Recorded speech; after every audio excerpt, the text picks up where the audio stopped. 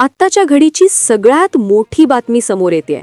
एक अशी बातमी जिच्यावर आपल्या महाराष्ट्रातल्या कोणाचाच सहजासहजी विश्वास बसणार नाही. ही बातमी आहे आपल्या दादांच्या त्या अपघाताविषयी. सध्या सगळीकडे एकच चर्चा सुरू आहे की दादांनी खरोखरच मृत्यूला चकवा दिलाय का. अचानक ही बातमी अशी काही वाऱ्यासारखी पसरली की लोकांच्या मनात आता शंकेची पाल चुकचुकू लागली आहे. लोक म्हणतात, देव तारी त्याला कोण मारी. आणि याच म्हणीला खरं ठरवणारा एक धक्कादायक व्हिडिओ आता समोर आल्याचं बोललं जातंय. हा व्हिडिओ पाहून लोकांच्या पायाखालची जमीनच सरकली आहे आणि सगळ्यांनाच मोठा आश्चर्याचा धक्का बसलाय. दादा वाचले असतील का? दादा पुन्हा सुखरूप परत येतील का? असे प्रश्न लोकांना आता पडू लागले आहेत. आत्तापर्यंत या फक्त अफवा वाटत होत्या, पण या एका नवीन व्हिडिओने या प्रकरणाचं सगळं चित्रच पालटून टाकलं आहे.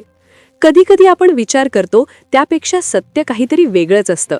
अख्खा महाराष्ट्र या धक्क्यातून सावरत असतानाच लोकांच्या मनात आता एकच आशा निर्माण झाली आहे की दादांसारखा हुशार माणूस या संकटातून नक्कीच बाहेर पडला असणार. ज्या गोष्टीला आज सकाळी आपण निव्वळ अफवा समजून सोडून दिलं होतं, तीच बातमी आता इतकी का गाजतेय? काल रोहित पवार यांनी जे प्रश्न विचारले होते आणि आज सकाळी जो व्हिडिओ बाहेर आलाय, यांचा काहीतरी संबंध आहे का? ज्या बातमीला लोक कालपर्यंत खोटं म्हणत होते, आज त्याच बातमीवर लोक इतका भरवसा का ठेवत आहेत? दादा खरंच त्या व्हिडिओमध्ये दिसले आहेत का, की हा सगळा खेळ अजून काहीतरी वेगळाच आहे? अख्खा महाराष्ट्र अजूनही त्या अपघाताच्या धक्क्यातून सावरत आहे. लोकांच्या मनात अजूनही एकच आशा आहे, दादा परत येतील. पण आज सकाळी आलेल्या या व्हिडिओने सगळं चित्र बदलून टाकलं आहे.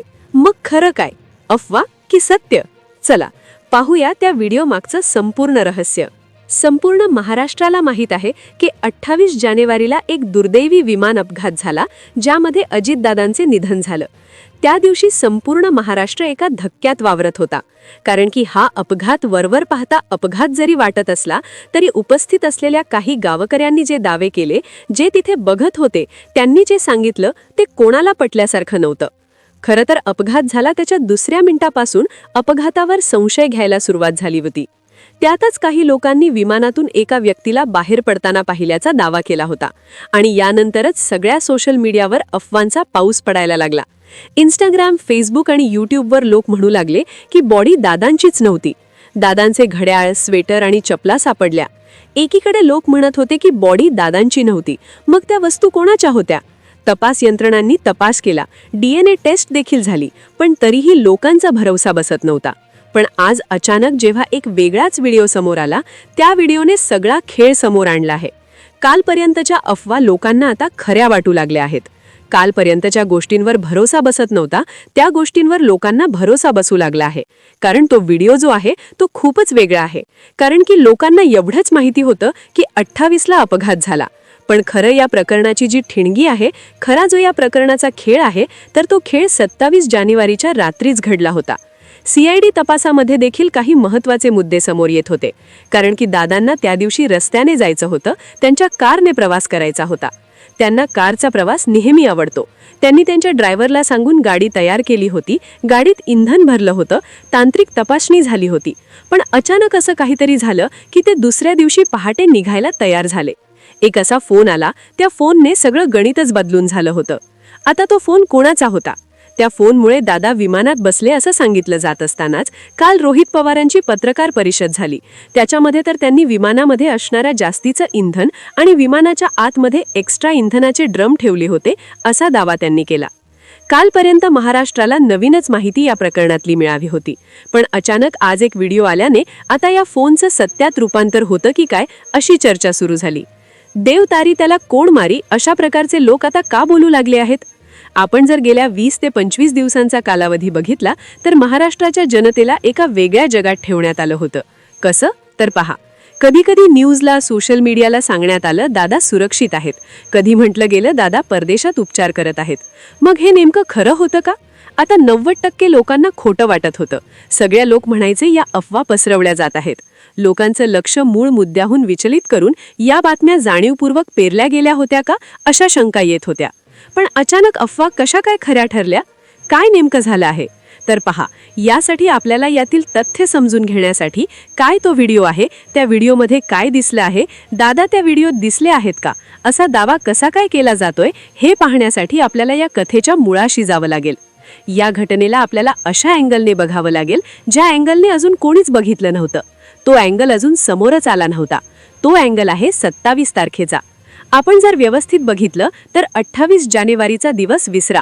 खरं तर ही गोष्ट सुरू होते 27 जानेवारीच्या त्या रात्रीपासून. 27 तारखेच्या रात्री जर आपण देवगिरी मुंबईतील बंगल्यावर जर आपण गेलो तर त्या रात्रीची जी शांतता होती ती अत्यंत वेगळीच होती. आणि खरं तर या शांततेमध्ये हे सगळं रहस्य दडलेलं होतं. दादांचा मूळ प्लॅन ठरला होता की दुसऱ्या दिवशी पहाटे 5 वाजता ते आपल्या लाडक्या गाडीने साताऱ्याच्या दिशेला निघतील. दादांना रस्ते प्रवासाची प्रचंड आवड होती, कारण त्या प्रवासात त्यांना लोकांशी गप्पा मारता यायच्या. गाडीची पूर्ण तपासणी झाली होती, ड्रायव्हर तयार होता, अगदी इंधनही पूर्ण भरलं होतं. पण म्हणतात ना, नियतीच्या मनात काहीतरी वेगळंच शिजत होतं. नेमक्या रात्री 10च्या सुमारास दादांच्या खासगी मोबाईलवर एक फोन वाजला. तिथल्या एका सुरक्षा रक्षकाने पाहिले की तो फोन उचलल्यानंतर दादांचा चेहरा अचानक गंभीर झाला. जो नेता काही वेळापूर्वी शांतपणे फाईल्स पाहत होता तो अचानक अस्वस्थ झाला. इतकी घाई कशासाठी, मी परत आल्यावर करू ना सही, असे शब्द दादांच्या तोंडून बाहेर पडले. पण समोरच्या व्यक्तीने कदाचित असा काही दबाव टाकला की दादांना आपला रस्ते प्रवासाचा प्लॅन रद्द करावा लागला. आता हे 27 तारखेचं रहस्य उघड होत होतं. त्या व्हिडिओने तर आणखीनच मोठा खुलासा केलेला आहे.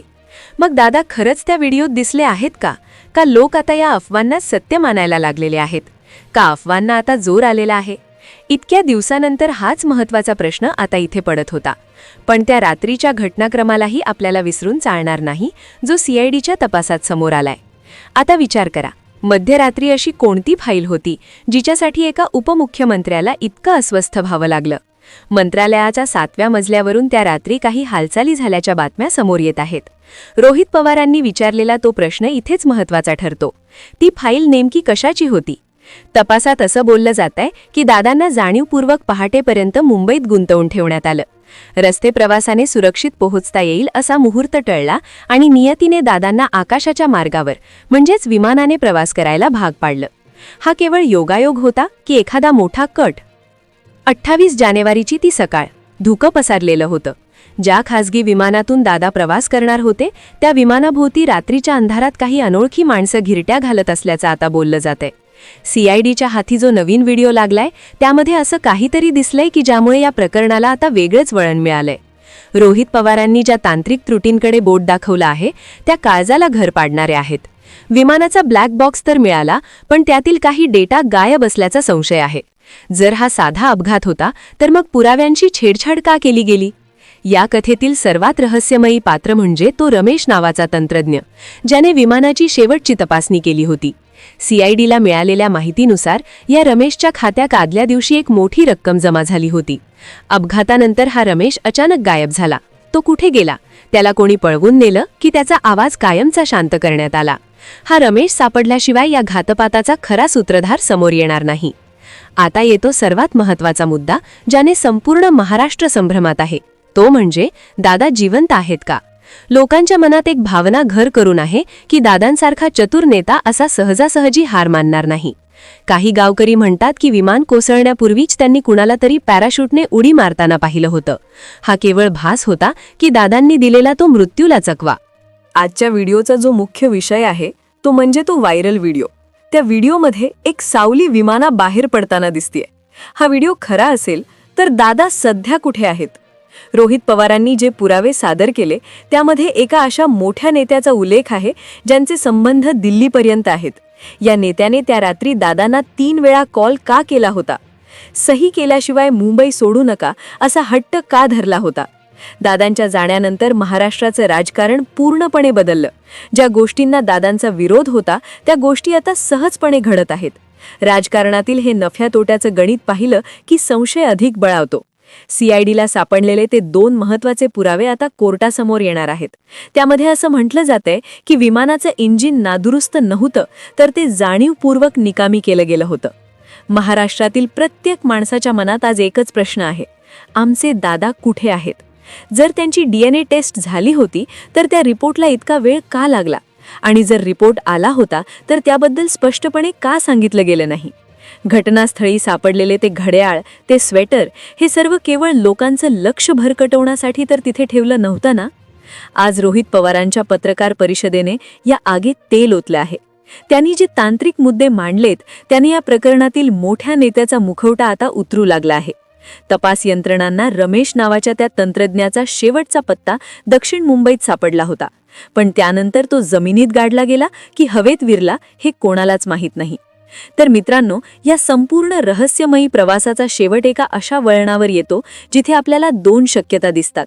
पहिली शक्यता ही की दादांना या धोक्याची जाणीव झाली होती आणि त्यांनी योग्य वेळी तिथून निघून जाण्याचा मार्ग निवडला. आणि दुसरी शक्यता ही की हा एक इतका शांत डोक्याने रचलेला कट होता की ज्यामध्ये पुराव्यांची होळी करण्यात आली. मित्रांनो, आत्तापर्यंत आपण या व्हिडिओमध्ये पाहिले की कशा प्रकारे 27 आणि 28 जानेवारीच्या या घटनाक्रमाने संपूर्ण महाराष्ट्राला हादरून सोडले. रोहित पवारांनी उपस्थित केलेले प्रश्न असोत किंवा व्हायरल झालेला गुड व्हिडिओ, या सर्व गोष्टी एका मोठ्या रहस्याकडे बोट दाखवत आहेत. पण मला इथे एक गोष्ट स्पष्ट करायची आहे. आतापर्यंत आपण जी काही चर्चा केली किंवा जी मुद्दे मांडले ती केवळ एक शक्यता आहे. आम्ही कोणत्याही प्रकारचा दावा करत नाही आहोत किंवा कोणावरही थेट आरोप करत नाही आहोत. सोशल मीडियावर आणि राजकीय वर्तुळाच्या चर्चा सुरू आहेत त्या तुमच्यापर्यंत पोहोचवणं हाच आमचा उद्देश आहे. कारण शेवटी दादांसारखा लोकनेता जेव्हा अशा संकटात सापडतो तेव्हा सामान्य जनतेच्या मनात हजारो शंका येणं स्वाभाविक आहे. पण तुम्हाला काय वाटतं, ज्या प्रकारे तपासात नवीन नवीन गोष्टी समोर येत आहेत, तुम्हाला खरंच वाटतं की हा केवळ एक तांत्रिक अपघात होता की यामागे एखादं मोठं राजकीय षडयंत्र शिजवलं जात होतं? तुमची जी काही प्रतिक्रिया असेल ती खाली कमेंट बॉक्समध्ये नक्की कळवा. कारण तुमच्या कमेंट्समुळे या विषयावर एक मोठी चर्चा घडून येईल किंवा कदाचित सत्याच्या जवळ पोहोचायला मदत होईल. जर हा रिपोर्ट माहितीपूर्व वाटला असेल तर व्हिडिओला लाईक करा आणि महाराष्ट्रातील प्रत्येक दादांच्या चाहत्यांपर्यंत हा व्हिडिओ शेअर करा. चॅनलवर नवीन असा सबस्क्राईब करायला विसरू नका. कारण प्रकरणाचा पुढचा भाग आणि सोशल CIDचा नवा रिपोर्ट आम्ही लवकरच घेऊन येणार आहोत. सावध राहा, सतर्क राहा. धन्यवाद.